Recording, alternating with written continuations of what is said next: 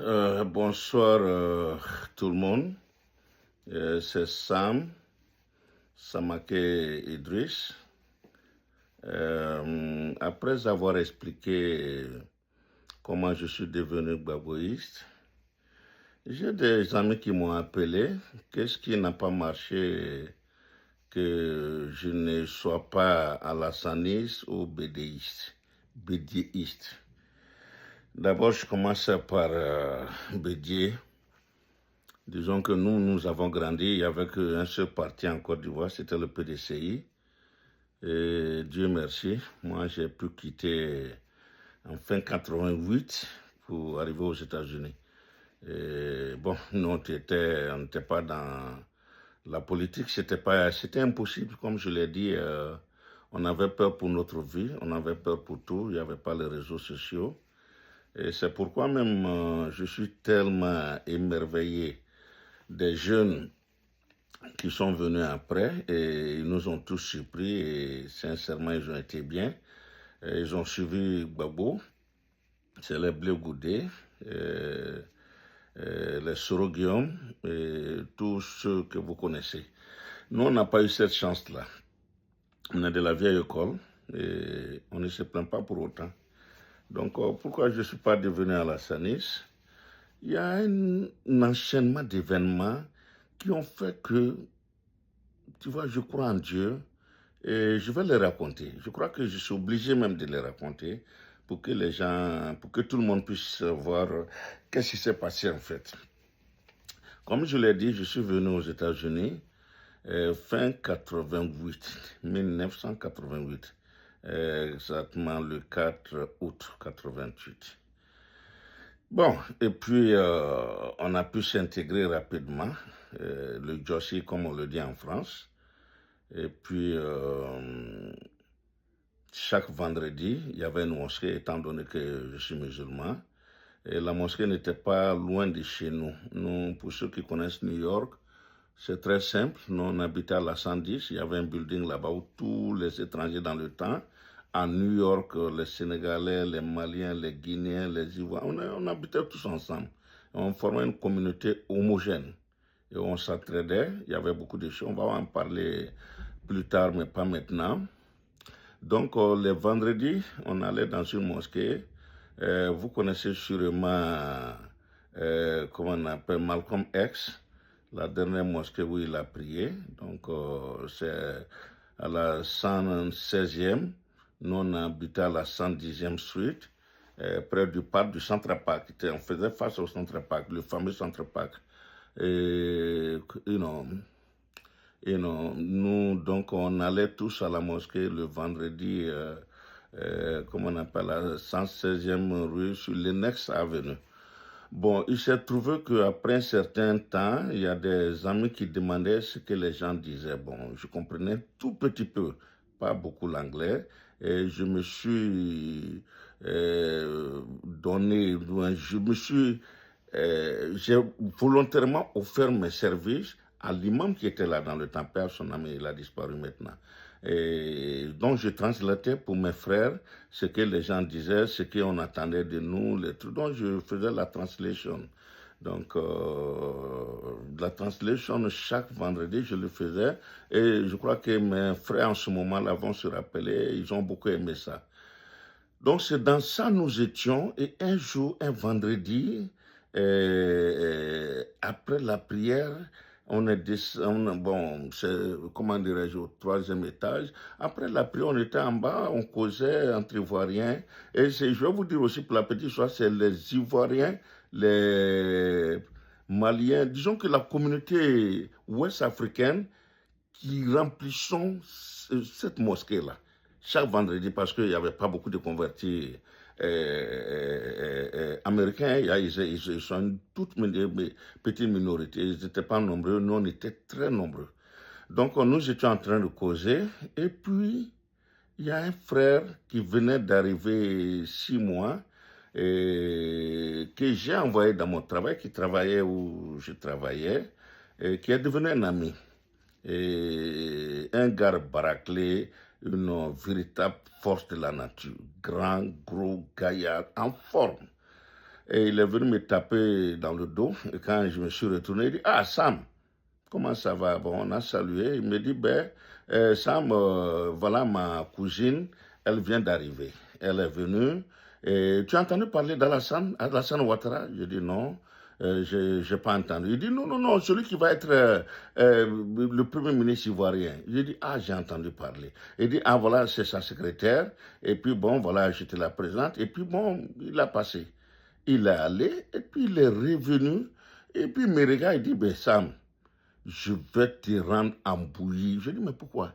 Il dit de la manière dont tu regardais ma cousine, je n'ai pas aimé ça.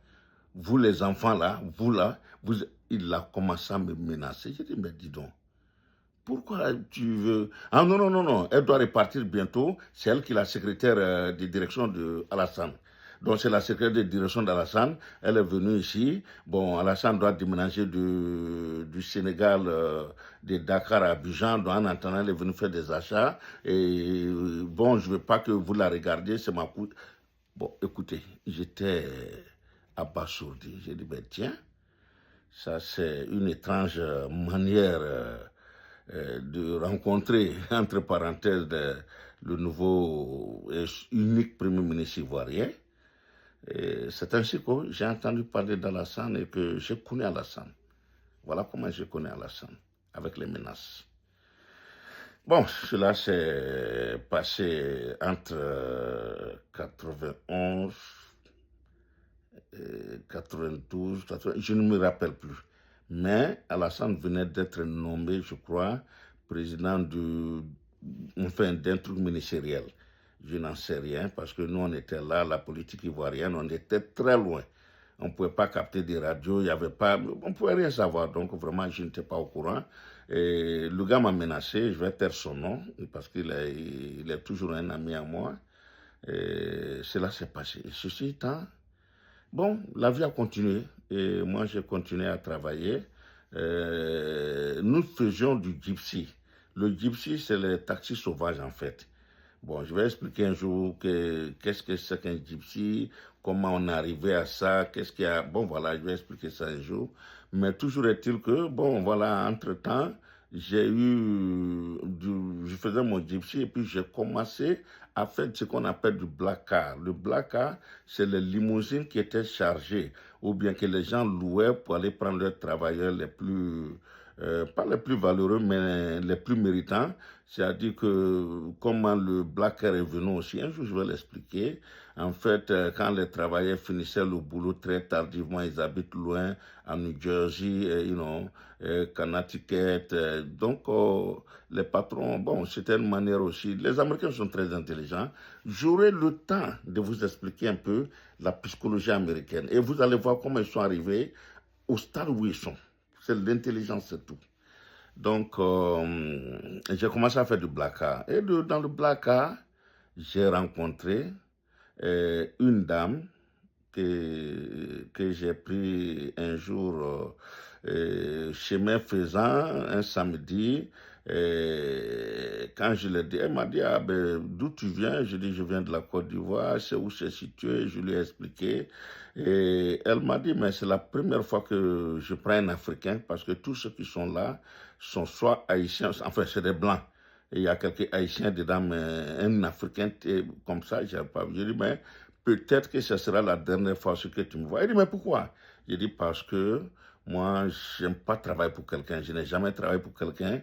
Je veux avoir ma liberté. Et donc, elle dit, mais attends, est-ce que tu as une carte? Je dis, oui, heureusement, j'avais déjà fait ma carte.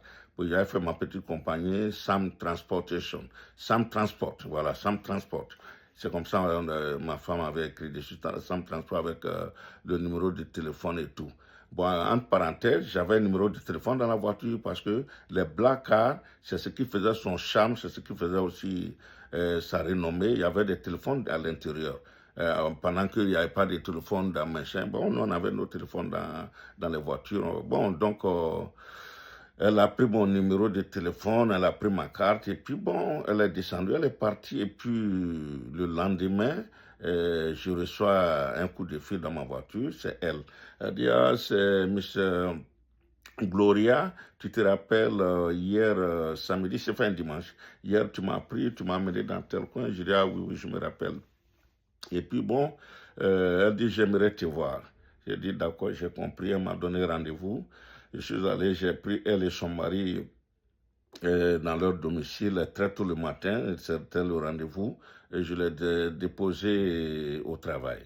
En fait, j'étais un peu fou. Je conduisais comme je voulais. C'est-à-dire que les États-Unis étaient un paradis pour moi, un paradis sur terre.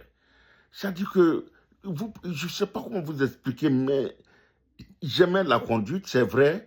Les routes sont droites, très droites, le centre parc, le machin. Nous, on arrivait dans un pays où un policier ne peut pas t'arrêter si tu n'as pas fait quelque chose. Tu n'as pas brûlé le feu, tu n'as pas... Jamais. Et puis, c'était la liberté totale. Et cette liberté-là a des conséquences. A des conséquences, de très graves conséquences. Bon, je suis arrivé, j'avais 31 ans. Et comment on appelle bon, disons que cette liberté que j'avais, il fallait juguler cette liberté. Sinon, on va faire des folies. Sinon, j'allais faire des folies. Bon, donc, j'ai pris la dame et son mari, je les ai déposés. Et ce jour-là, je me suis permis de faire quelques folies dans la conduite. J'ai dépassé les gens. Il y a un terre-plein où seule la police pouvait passer. Je suis passé là et je les ai déposés. Quand je les ai déposés devant leur truc, le monsieur, je crois, il a dit « Waouh, je n'ai jamais, jamais vu un tel driver, un tel conducteur en New York. Jamais, il est fou. » Gloria, tu as raison, Sam, c'est un fou, c'est ce qu'il me faut. Je veux un fou. Donc, c'est ainsi qu'ils m'ont contacté et ils m'ont dit de venir travailler pour eux. J'ai refusé. Et là encore, il ne peut pas comprendre ce qu'ils m'offraient.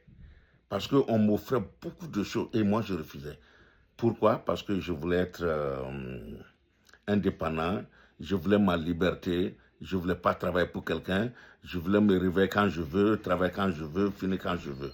Et nous, dans le temps, on travaillait au moins 10 heures par jour. Bon, moi, je travaillais jusqu'à 15 heures par jour.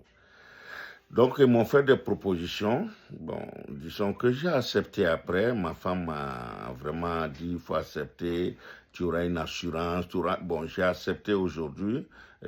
Grâce à ce truc-là, aujourd'hui, j'ai eu la retraite aux États-Unis. Et j'ai une très bonne retraite. Alhamdulillah, Dieu merci, alléluia.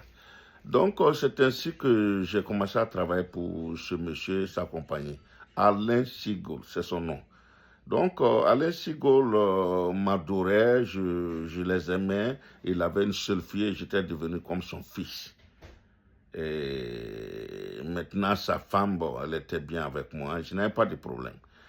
Donc, quelques années après, en 98, fin 98, Alain Sigol vient me dire, écoute Sam, tu connais Alassane Ouattara ou bien Ouattara Alassane? Bon, il a prononcé ça dans son accent anglophone, anglais, américain. C'était très difficile pour lui de dire Alassane Ouattara. Il dit Allah, Allah, Allah, Allah, the son, Ouattara, Ouattara. Bon, je dis, ben tiens, je dis, ben il faut écrire. Il a écrit. Je dis, ah, Alassane Ouattara, oui, je dis oui.